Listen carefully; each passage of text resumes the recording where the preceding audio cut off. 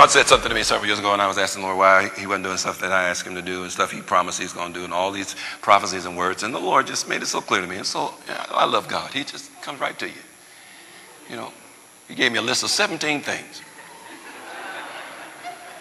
Sure did. 17 things. I said, my goodness, I need help. Years ago. And one of the things he said to me was, I'm not doing it because in your heart there is still, I told you about that, some of you about that, there's still an unhealthy relationship between the thing that I promised and your sense of self-worth. Why am I not enough for you? In other words, in my mind, once I got this thing, then, you know, I was going to be secure and all that, valid and all that stuff.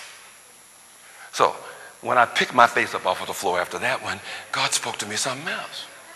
And he said, get out of the fame game. I said, the fame game? And so I started to make the mistake that everybody makes, or many make. You assume that when God says something, he didn't mean what he really said. He was just using kind of a little double entendre, little symbolic stuff.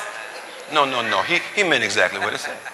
And so I went back. I made another mistake. I went back into my mind and into my history trying to see someplace when I was really after fame. I can remember the prayers where I would say to God, God, I don't have to be famous. I just want to be faithful. Just do whatever you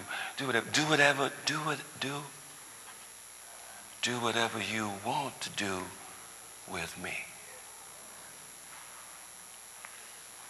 And then the Lord would switch the scene on the DVD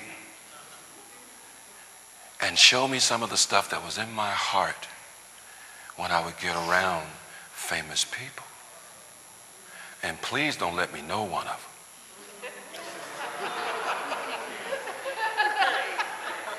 them. I'm just trying to be real. See, because we play church too much. Play too much church. So we're sitting in church and we just, believe in God. We just want the word. We just want the word. But it's all being filtered through someday when I get a chance. And certain things you got to know to do and learn to do if you want that chance. See? Because $1 million idea without any advertisement. That's right. You ain't selling nothing. So I don't have to be famous, but I just kind of want to be near the folk that can help me when it's time for God to. See, I ain't got to be famous, but I already know. See, my $1 million idea is like a school at midnight. Ain't no class going on. If I ain't got somebody that I know can help me. Then all of a sudden the light started coming on in the inside. And it's like God was, oh yeah, I see what you mean now, God. I suppose I have been in the fame game. And God said nothing. He's waiting on me to just come on with it. Yes, Lord, I have. He still says nothing. Lord, I confess to you that I have, and I repent. I turn from this day forward. Would you check my motives? Make me aware of when I'm doing that.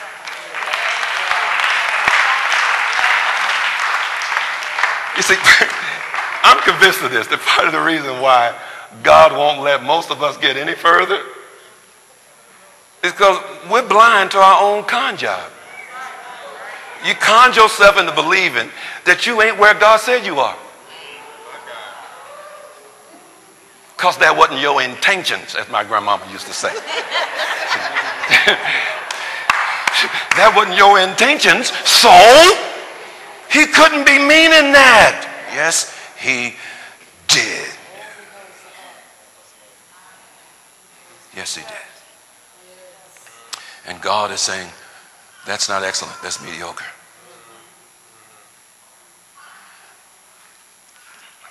I want you to trust me to bring you to whoever, or bring whoever to you when what I'm requiring is needed. And I want you to be able to stay where I put you without coming up with the wrong conclusions. That you're just out here lost somewhere and don't nobody know, and ain't nowhere in the world nobody gonna find out.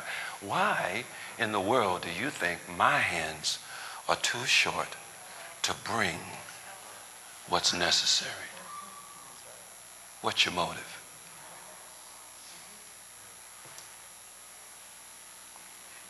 Approve the things that are excellent.